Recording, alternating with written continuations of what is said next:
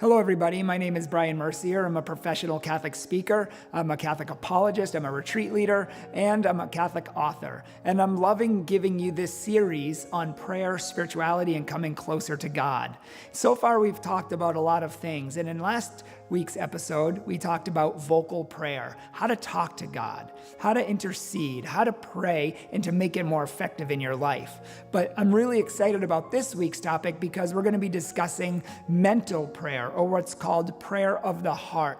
Some people call it meditative prayer, and we'll eventually get to contemplative prayer. This is the quiet prayer. This is the deeper prayer. This is the exciting prayer because this is where you find God. This is where you meet God on a deeper level. This is where you meet God in an intimate way. This is the kind of prayer that if you practice it correctly and you really get good at it and you're able to sit in God's presence and just be with Him, this is the prayer where you will find so much peace, so much joy, so much love. You'll actually experience God's presence, God willing, and you'll even, like when you really get deep, you'll even be able to overcome your vices. You'll be able to overcome your bad habits. You'll even be able to overcome addictions. This prayer is incredibly powerful. And all of the saints in the Catholic Church say that mental prayer, this prayer of the heart, the deeper meditative prayer, is the prayer that helps us to grow spiritually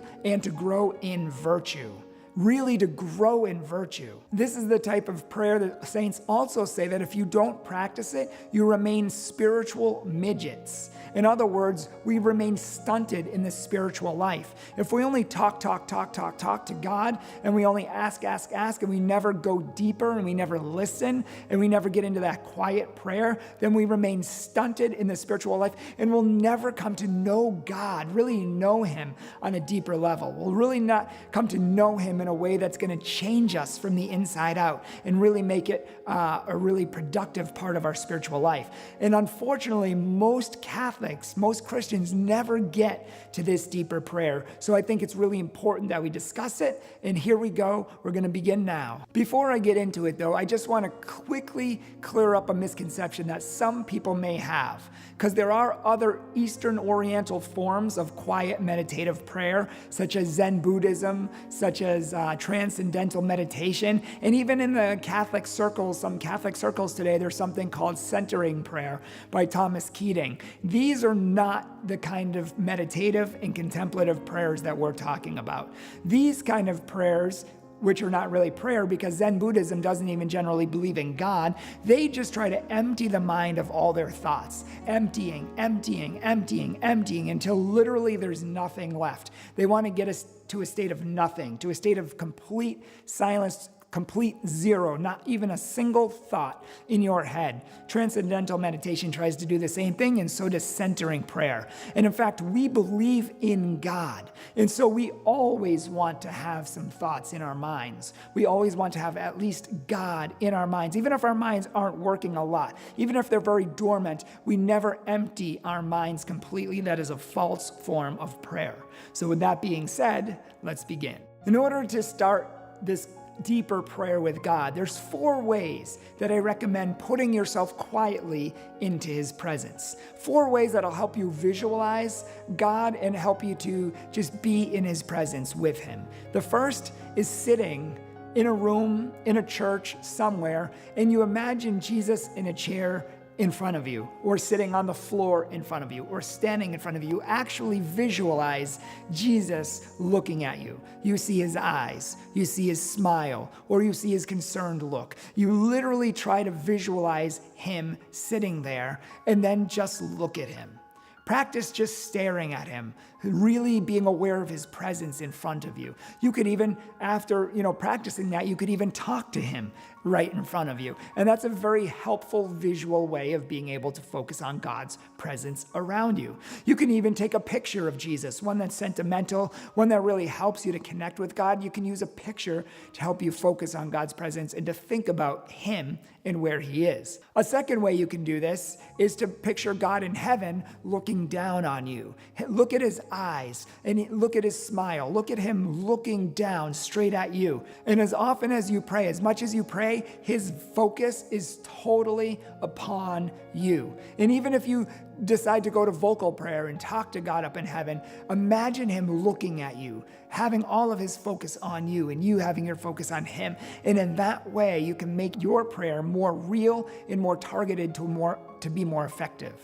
The third way is and the third and fourth way, personally, are my two favorite ways. And the saints really recommend these ways as well. The first is to sit in a floor, sit in a chair, sit in a church, and close your eyes and just try as hard as you can to be aware of God's presence all around you. St. Francis de Sales once said that wherever birds fly, they encounter air. And so wherever we are, we can encounter the presence of God. And so whether you're sitting in a church, sitting in your home, sitting in your basement, wherever you are, sit and just focus on the presence of God around you. Psalm 46:10 says to be still and know that I am God. Be still and know that I'm God. So just be. And this is so hard, especially in the Western world, just to sit for 2 seconds without thinking about something, but it's a practice. You have to realize that you're going to have 1,000 distractions. St. John of the Cross did. St. Teresa of Avila did. The greatest saints who came the closest to God had tons and tons of distractions at the beginning, and they said this is normal, so don't get upset about it. Just learn to put yourself in the presence of God. For example, one guru from India I heard said that he could teach children in India to meditate in complete silence and in complete focus for 1 hour. But he said he had a hard time teaching adults in the United States of America to meditate even for 5 minutes without being distracted. So the work is going to be difficult, but the payoff is wonderful. So focus on God's presence around you. And the fourth way is focus on God's presence within you. Focus on God's presence in you. God is in you. The Holy Spirit is in you. By your baptism, in your baptism, God is in you. So just sit, even when I'm in church and I'm looking at the tabernacle, you can focus on Jesus in the tabernacle. That's one way. Or you could focus on his presence within you, anywhere you want. Whether you're in the car, whether you're at work, or whether you're at home, learn to focus on his presence within you. This is the best thing you can do, because then you bring God everywhere with you and you can always be focused. I mean, when you're washing the dishes, be aware of his presence around you. When you're vacuuming the house, or when you're mowing the lawn, or when you're at the beach, you can just take 3 seconds to go within and realize that God is with you. His presence is there. And that is when you start communing with him all the time. St. Paul says to pray without ceasing. And so this is one way we can do that, is to bring God with us wherever we go. So sit in silence for 5 minutes a day and just try to focus on the presence of God within you. Don't try to do anything. Don't try to hear anything. Just work on focusing on God.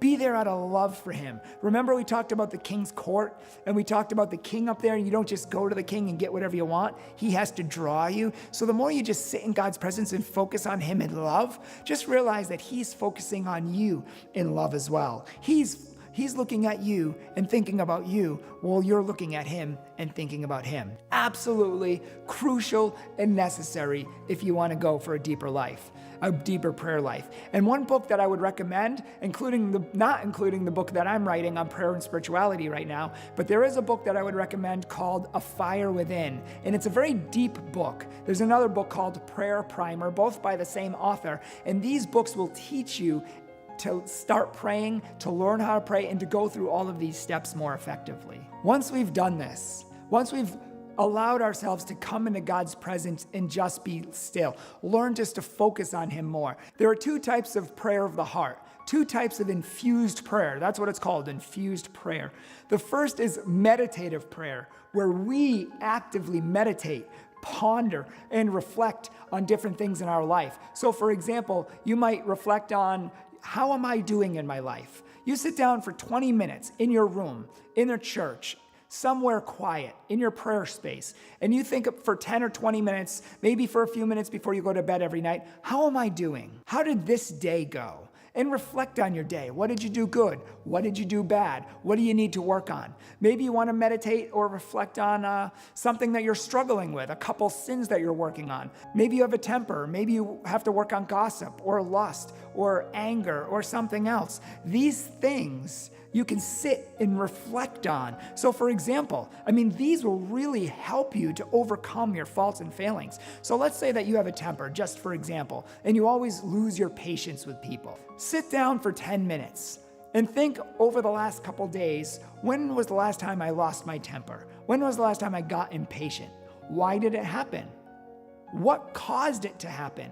And if I was in that situation again, what would I do differently? How could I have reacted differently? How can I react more lovingly? See, these will really help you to get to the root of the problems in your life and help you to overcome them. Meditation is so powerful. Other ways we can meditate is by reading a part of the Bible and reflecting on it and seeing how it applies to our life, or another spiritual book. Or we can take aspects of thinking about heaven, thinking about hell, thinking about how we really don't want to go there because it's a bad place, and are we on the path to heaven? If you dropped dead right now, would you be ready to meet God? Would you be ready for Judgment Day if you dropped dead right now? That's something we want to meditate on. That's something we want to reflect on. If we're not ready, what would we want to change? If God gave you 1 week to live, what would you want to change? What would you want to do differently? How would you want to be different? If you die, how do you want people to remember you? How do you want people to remember you? These are the things that we want to think about. Also, you could think about, just say, aspects of Jesus' life, his death and resurrection. I'll give you one example of how you can meditate deeply. Take Jesus on the cross. Before he even got to the cross, they whipped him with cords and metal and shards, and they tore all his skin off. They put a crown of thorns, 1 to 3 inch thorns on his head. And then they nailed him to a cross with 8 to 10 inch nails, huge nails that they pounded through his wrists and feet. Now, if you go into a meditation time, think about what that's like. Imagine yourself. Put yourself at the place and time of Jesus. Put yourself there. You're looking at him at the cross. Imagine you there. What does it sound like to hear the nails going through his wrists and his feet? What does it sound like to hear him cry out for mercy and to his Father for help? What does it feel like to see him going through it? What does it sound like? Are other people yelling at him, screaming at him, cursing at him, spitting at him? What is the scene? I try to imagine every last detail. And sometimes this will be very difficult and you only can do it for a few minutes. Sometimes God will give you his grace and he will infuse his grace and life and spirit in you. And you'll come out 20 minutes later with this breathtaking, life-changing meditation that completely transforms the way you think about Jesus, and it increases your love for him. At the beginning, we do all the work. We think, we reflect, we ponder. But if you practice this a lot, here's the deal. God steps in. Somewhere along the line, God starts stepping in with little infusions here and there, and he'll give you little breakthroughs, and you'll see things you never saw before. You'll understand things the way you never understood them before, and eventually, if you keep with it, God will infuse his life into you. He will start taking over your meditations. One time I went into a meditations on Ephesians 5. It said, husbands, love your wife as Christ loves the church. So I said, okay, I got to do that. So how can I love my wife as Jesus loved the church? Well, how did Jesus even love the church? Well, he was completely loving to her. He was faithful to her. He always forgave her. He was always there for her unconditionally. He was infinitely kind. I was going through all of these things, and I thought that I was praying for 5 minutes, but I apparently went really deep because God infused his life in me. I came out of this prayer 1 hour later, and I literally only thought it was for 5 minutes. Another example is when we pray the rosary. The rosary is vocal prayer and it's meditative prayer. Vocal and meditative. So if you're just saying Hail Marys, it's not going to do so much. Even the Blessed Virgin Mary said that. The primary aspect of the rosary is a meditation on the life, death, and resurrection of Jesus, reflecting on his life as you ask Mary to pray for you and help you to imitate that life. So for example, if you're meditating on the Passion of Jesus, on the 5th sorrowful mystery, or if you're on the crowning of thorns, and you have this deep meditation going on, you just can't get enough of it, but the Hail Marys are distracting you and you just keep having to go back to the prayers, stop. Stop praying the prayers and just go with the meditation. The whole goal of prayer is union with God. It's a relationship with God. And so if the prayers are distracting you from going deeper with God, stop the prayers and go to the better half, the meditative part. See, that's when God can infuse that in us.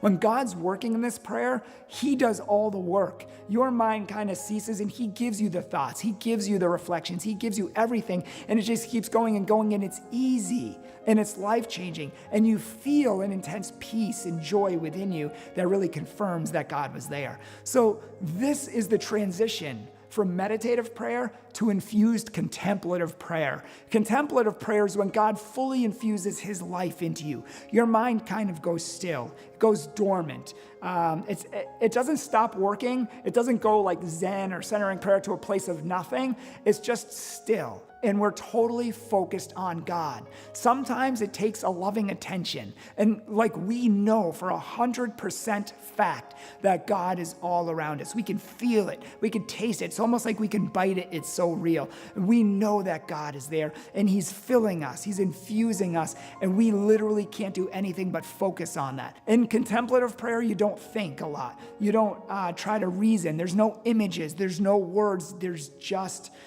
experience, a knowledge of experience that's really hard to explain unless you've gone through it. But you just know God's there. You know he's looking at you, and you know you're looking at him, and that's all. Other times it can take really powerful forms of extreme delight, enjoyable delights, like very peace, an overwhelming peace flowing from every pore of your body. It's very serene, but it's very real, moving in you. It's not just a natural peace, like I feel good, I feel calm.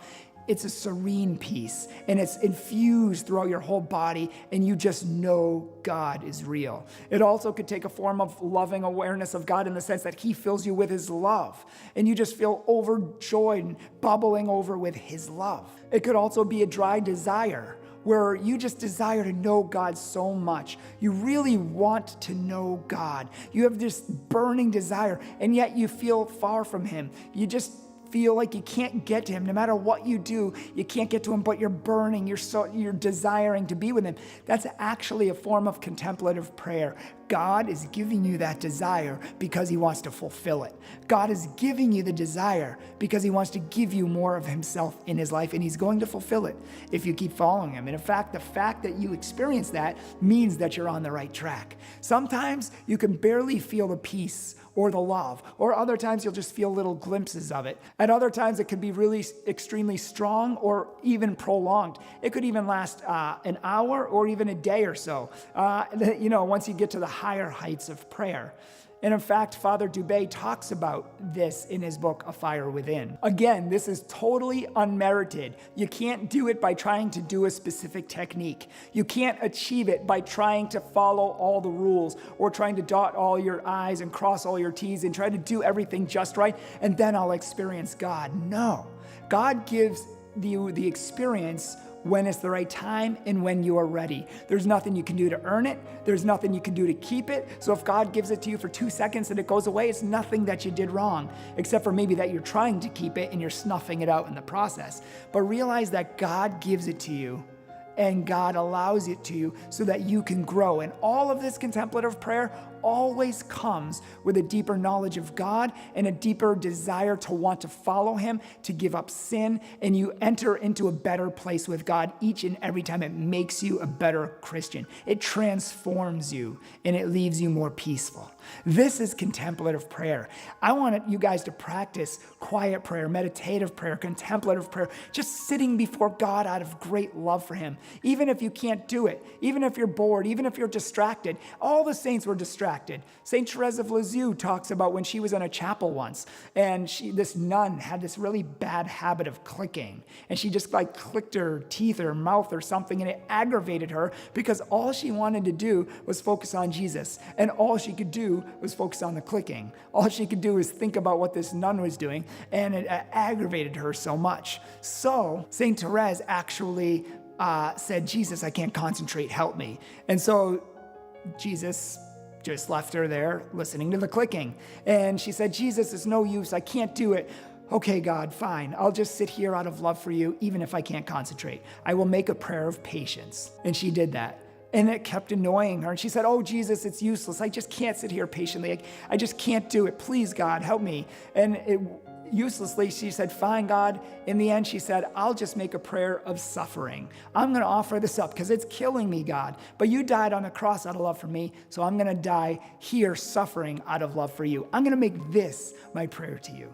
So no matter what struggles, what temptations, what fears, what distractions you face, don't ever stop giving that time to God. Just keep going. And God will lead you to himself, which is his very heart. Thank you for listening to this. I hope you will employ it and practice it in your life. We have many more prayer principles and many more helpful hints that'll help you to go even deeper with God. So stay tuned for these future episodes, and we look forward to seeing you very soon.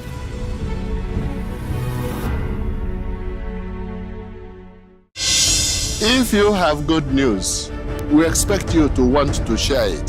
Salvation in Jesus Christ, the Son of God, who for love of us and for our salvation came down from heaven. Salvation in his name, and he is the only Savior, is what we are on earth for. Therefore, all those who spread the good news of salvation in Jesus Christ, we should encourage them. I can speak, but how many people can I reach alone? But the media, the television people, the radio, the newspapers, and all those who use the computer and its derivatives in various ways to spread the gospel. We must thank them. We must encourage them. We must work with them so that they can continue to spread the good news. There's so much news that is not so wonderful in the world, but there is also news that is wonderful on the gospel of Jesus Christ. We encourage them and beg God to bless them, especially the Shalom World TV. God bless you. Shalom World, God's own channel.